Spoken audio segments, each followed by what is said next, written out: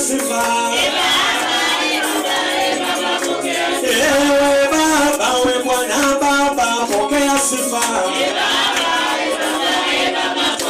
Ewe Baba, tunatukuza wewe, pokea sifa. Ewe Baba, tunakuimbia hapa, pokea sifa.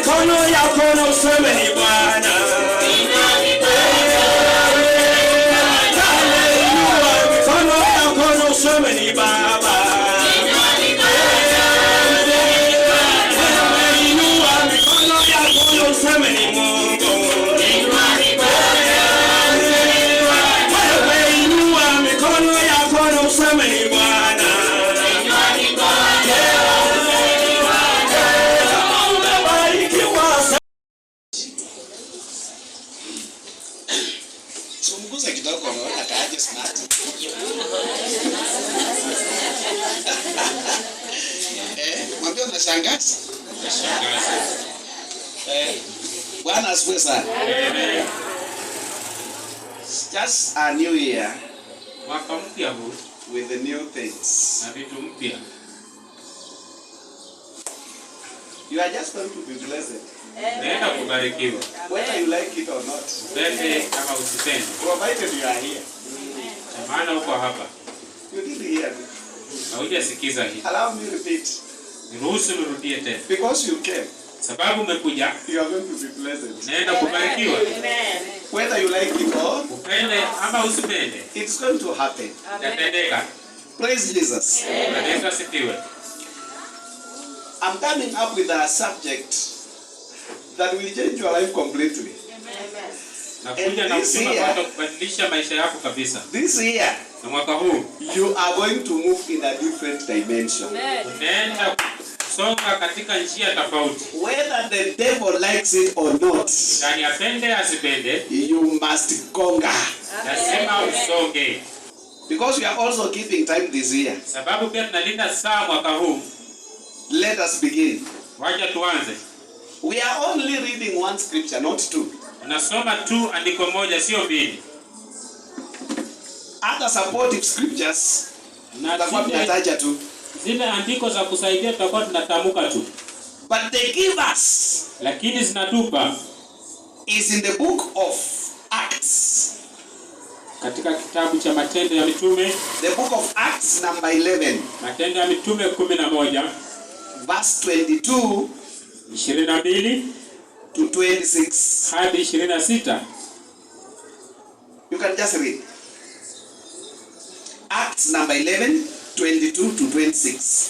Matendo ya Mitume 11:22. Soma. Habari hizo za watu hao zikafika masikioni mwa kanisa lililokuweko katika Yerusalemu. Wakamtuma Barnaba aende hata Antiokia. Naye alipokwisha kufika na kuiona neema ya Mungu, akafurahi. Akawahisi wote waambatane na Bwana kwa kusudi la moyo. 24. Maana alikuwa mtu mwema, amejaa Roho Mtakatifu na imani. Watu wengi wakaongezeka upande wa Bwana. 25. Kisha akatoka akaenda Tariso, akamfuata Sauli. 26. Hata alipokwisha kumuona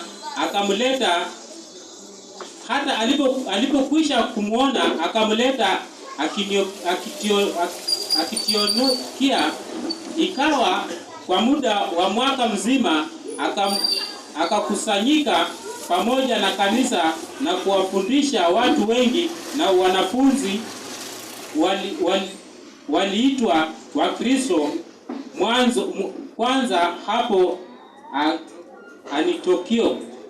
Wonderful. Do you have the English version to read only verse number 22? English version. Acts 11:22. Yes. Then thinking of this church, which was in Jerusalem, yes. And they went forth Barnabas that he should go as for Antioch. Amen. Now listen to me carefully, Church of God. Nisikize kumakini kanisa la Bwana. I'm going to speak about a great subject in your life. Naenda kusungumuza ujumbe mkuu katika maisha yako. And I want to believe at the end of this sermon, naenda kuamini kwamba mwisho wa your life will be completely transformed. Maisha yako itakuwa imebadilika. Remember one time I stood here. Kumbuka wakati mmoja nilisimama hapa. And I said this. Na nikasema hili. That in this world we don't need many people. Kwa ulimwengu huu hatuhitaji watu wengi. Do you remember that story? Nakumbuka ujumbe huo. Can you recall that story? Naweza kumbuka ujumbe huo. If you are forgetting that story, kama unasahau ujumbe huo, then I will be preparing to bring back the story again. Najiandaa kuleta tena. So that we can move to the next level together. Ili tusonge pamoja. Now today I want to say this. Leo hii nataka kusema hili. In this world, ulimwengu huu, there are people whom we call connectors. Kuna watu naita viunganishi. There are people whom we call connectors. Kuna watu naita viunganishi. And these are the people we need in church today. Hawa ndio watu nahitaji katika kanisa. May God help us to become true connectors. Mungu atufanikishe tuwe na viunganishi. So that we can connect our people to their destinies. Ili tuunganishe watu na hatima zao. And it is also our prayer. Na ni ombi letu pia that this year kwamba mwaka huu God is also bringing us connectors as a church. Mungu anatuletea kiunganishi kama kanisa. And they are going to connect us to the next level. Anaenda kutuunganisha kwa hatua ya pili. Now this is the story about a man called Paul. Hii ni hadithi kwa mtu anaitwa Paulo. And another one called Barnabas. Mwingine anaitwa Barnabas. Listen to me carefully, my brothers and sisters. Ndugu yangu na dada yangu kimakini. In this world, katika ulimwengu huu, we only need a connector. Tunahitaji kiunganishi. We don't need many people. Hatuhitaji watu. Just as I said last time. Kama nilivyosema wakati uliopita. And now me repeat in a different way. Wacha nirudie kwa njia nyingine tofauti. But we only need a person called a connector. Tunahitaji mtu tu anaitwa kiunganishi. Who will connect us in a different dimension. Kiunganishi atakayotuunganisha katika njia tofauti. A person who can connect us to even to achieve our missions. Mtu anayetuunganisha ili tuweze kufaulu katika misheni hii. Now listen to me once more. Nisikize tena mara nyingine. It does not matter how we are anointed. Haijalishi ni vile tumepakwa mafuta vipi. It does not matter how learned you are. Haijalishi tumesoma kiwango kipi. It does not matter the papers you have. Haijalishi makaratasi unazo ngapi. What you need is a connector. Kile unachohitaji ni muunganishi. A person who will connect you. Yule atakayekuunganisha with your papers na makaratasi zako to your destiny. Katika hatima. But thank God because this year. Shukuru Mungu maana mwaka huu is a year of divine visitation. Ni mwaka ambao because it is a year of divine visitation. Kwa sababu ni mwaka wa God is bringing your way divine connectors. Mungu anaenda kuletea. They are connecting you to a different dimension. Wanaenda kuunganisha katika njia tofauti. You are going to achieve everything you need in this life. Unaenda kufaulu kile unachohitaji katika maisha. Glory. Katika ukuu. For the glory. Katika utukufu. And the honor of God himself. Katika utukufu na heshima zake Mwenyezi Mungu. Now listen to me, brothers and sisters. Sikiza ndugu yangu na dada yangu. Anointing minus connections. Kuwa na upako bila kuunganishwa. Anointing minus connections. Kuwa na connections. Karatasi bila kuunganishwa. Knowledge minus connections. Hekima bila kuunganishwa. They all result to failure. Yote matokeo yake ni kuanguka. Lakini shukuru Mungu. Because this year Kwamba mwaka huu God is releasing Mungu anatoa divine connectors. analeta God unganishi, is releasing analeta right people in your life watu wakuu katika maisha yako connect you ili akuunganishe to the next level. katika hatua. I want you to speak to your neighbor. Nataka zungumza na jirani. Tell neighbor, Ambia jirani, because you came here, sababu ulikuja hapa, God is connecting you Mungu anakuunganisha to your destiny. katika hatima yako. Whether you like it or not, Penda wala you usipende, are moving to the next level. unasonga katika That is the hatua. word of God. Hiyo ni neno la Mungu. Leave your neighbor alone. Achana na jirani yake pekee. Praise Jesus. Yesu asifiwe. The Bible is speaking about the man by the name Barnabas. Biblia inazungumzia kuhusu mtu anaitwa Barnabas. Listen to me carefully. Sikiza kimakini. The Bible is speaking about a man called Barnabas. Biblia inazungumza kuhusu mtu anaitwa Barnaba. Now Barnabas Barnaba huyu was sent by the apostles alitumwa na apostol to revive the church in Antioch. ili aende afufue kanisa. He was sent by the apostles Alitumwa in na Antioch katika mji wa Antioch to revive the church of God there. afufue kanisa la Mungu kule. Now remember this. Sasa kumbuka hili. The very man Barnabas, Mtu huyu Barnaba, the Bible describes him in a different way. Biblia inamweleza kwa njia Number tofauti. one, he was a good man. Kitu cha kwanza alikuwa mtu mkarimu. Ask your neighbor. Uliza jirani. If you are going to be connected this year, Kama unaenda kuunganishwa mwaka you huu, must be a good person. lazima uwe mtu mkarimu. You must be a good person. Lazima uwe mtu mkarimu. You must be a prayerful Lazima person. uwe mtu mwombezi. You must be an obedient person. Lazima uwe mtu mtiifu. You must be a person who fears God. Lazima uwe mtu anayemtii Mungu. Or otherwise you will be connected nowhere. Ama kama sio hivyo utaunganishwa, hakuna mahali utaunganishwa. Umemwambia? Muulize kama amesikia hiyo maneno. Amesikia? Kama amesikia, ajala na yetu tuendelee.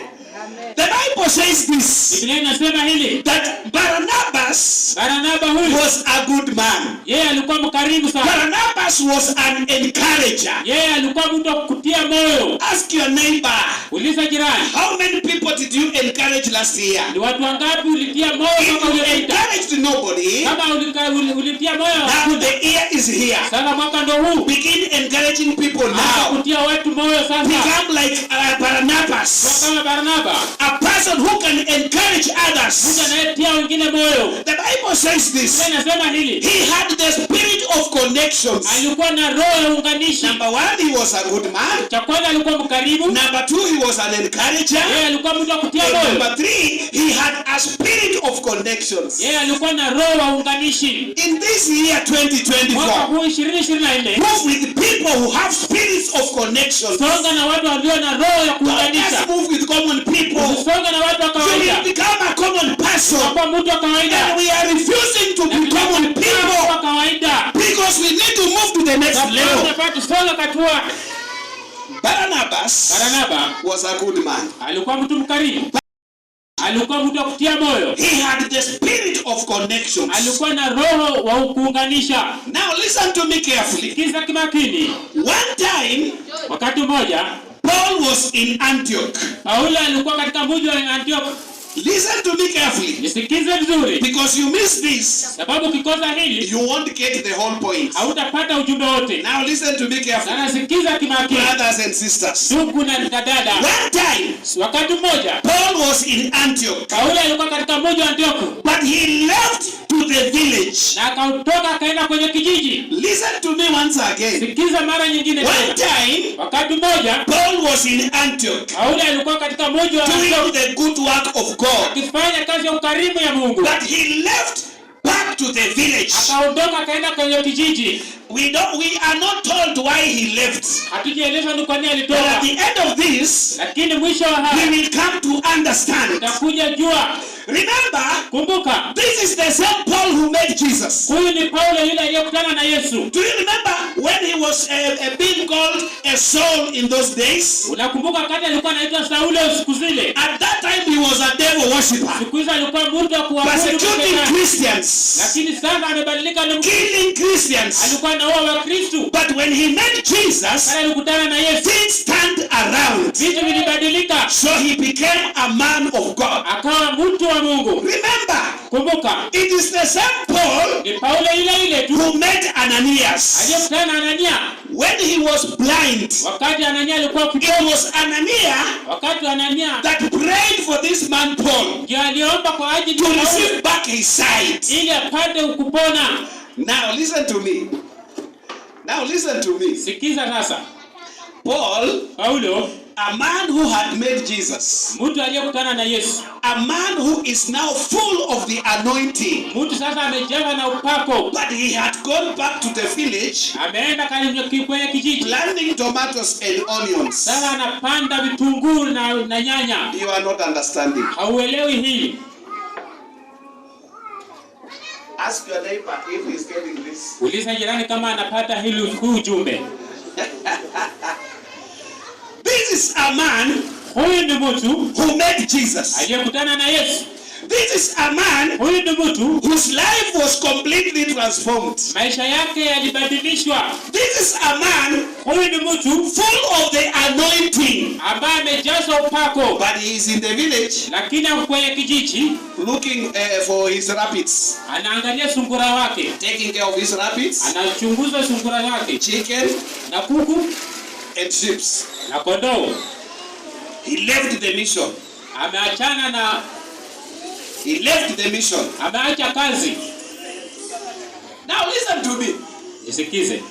Because of lack of connections, Kwa sababu hauna ukiunganisho, today as we are living, leo tunapoishi, men soldiers of Christ watu wengi wa Mungu are back in the village taking care of their cattle. wako huko kwenye vijiji wanachunga ng'ombe. Today as we are speaking, Leo hivi tunapozungumza, men soldiers of Christ wale wanajeshi wa are just in these houses wako hizo kwa watching their televisions wanatazama, because there are no connections. sababu hakuna They are living in darkness. wanaishi kwenye But a giza. time has come. Lakini wa sasa ndio God is connecting them divinely. Mungu anaenda They will kuwaunganisha, be out of their houses watatoka kwenye and nyumba zao doing the work of God. na kufanya kazi ya Mungu.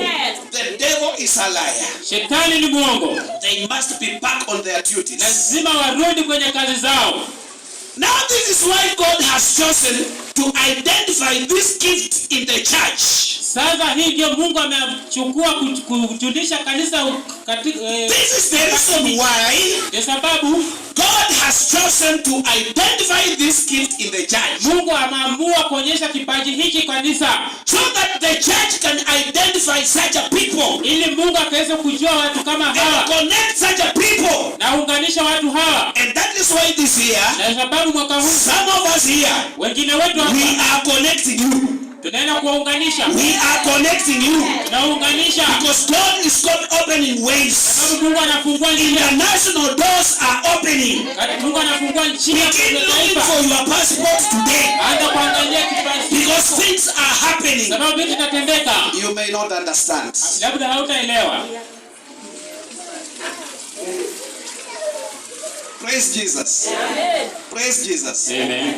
If we cannot do that, Kama hatuwezi fanya hili, then there is a likelihood, kama hatuwezi fanya hili, kuna uwezekano of losing great soldiers. na kupoteza maskari hawa. Great soldiers in this kingdom. Maskari hawa ambao katika ufalme huu. Great soldiers in this kingdom. Maskari wakuu katika ufalme huu. So we must identify them. Lazima tuwajue. And we must assist them. Na ili tuwasaidie. And we must connect them. Na ili tuwaunganishe. Remember, kumbuka, when we connect them, tunapowaunganisha, we are not chasing them away. Hatuwafukuzi. But we are making them to become a blessing to us. Tunawafanya wawe baraka kwetu. Don't fear to connect somebody. Usiogope kuunganisha. Because as we continue doing that, unapoendelea you kufanya are blessing your life without knowing. unabariki maisha yako pasipo kujua. Some of us, wengine wetu, because of this spirit of selfishness, sababu hii kipaji cha ubinafsi, the spirit of selfishness, kipaji cha ubinafsi, we don't want to connect other people. hatutaki kuunganisha We have wengine. denied our blessings without knowing.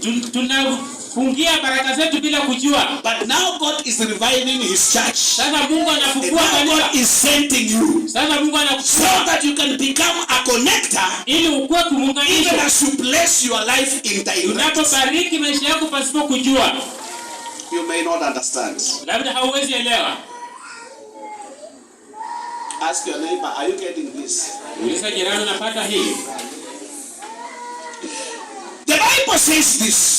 Biblia inasema hili. When Barnabas heard that Paul was in the village, Wakati Barnaba alisikia Paulo yuko kwenye kijiji, he left the church in Antioch akaacha kanisa kwenye mji and went to look for Paul. akaenda kumtafuta Paulo. Listen to these men of God. Nisikize hili watu wa When Mungu. Barnabas heard Wakati Barnaba alisikia that this great man, kwamba mtu huyu mkuu full of anointing, ambaye amejazwa upako is in the village, ako kwenye kijiji, he left the church in Antioch aliacha kanisa kwenye and went to look for Paul. kwenda kumtafuta Paulo.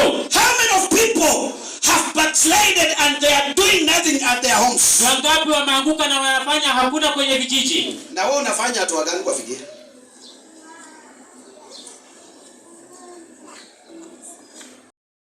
Duty. This year I have a duty. And I must perform it. Lazima nifanye. Na usiseme mama hutafanya. Bwana asifiwe sana. Amen. You know very well even your neighbors. Unajua vizuri hata jirani wako. They are not saved. Hawajaokoka bado. And you are just comfortable like. Na wewe uko sawa hapo. No. Bwana. You need to do something. Unafaa ufanye kitu. If you cannot reach them, kama uwezo wafikia, send the Holy Spirit to speak. Tuma Roho Mtakatifu azinene na wao. It will work. Itafanya kazi. Are you hearing? Nalisikiza. So you need to act. Lazima utende kazi. This year. Mwaka huu. Because that your neighbor, sababu jirani yako huyo, you are looking down upon him, naangalia chini kwa sababu yake, could be the gift from God, labda yeye ndio kipaji kutoka kwa Mungu to change your life, kubadilisha maisha yako. Connect him, unganisha yeye. You people, are you understanding what I'm saying? Ninyi mnaelewa kile ninachosema? Are you understanding? Naelewa. Now, sasa, today, leo hii, as we are speaking, ndio tunavyonena, how many of us ni wangapi can leave their ministry, wanaweza acha misheni yao, can leave their places of work, wanaweza acha kule kazao za kazi, going back to the village, warudi kwao kwenye vijiji, to look for those people who went back there, to bring them back, ili waende watafute wale warudi kule vijiji warudisha hapa mjini? Who can do that? Ni nani anaweza fanya hivi? Hapo nasema shauri yake, nani alimwambia aende shauri yake potelea mbali?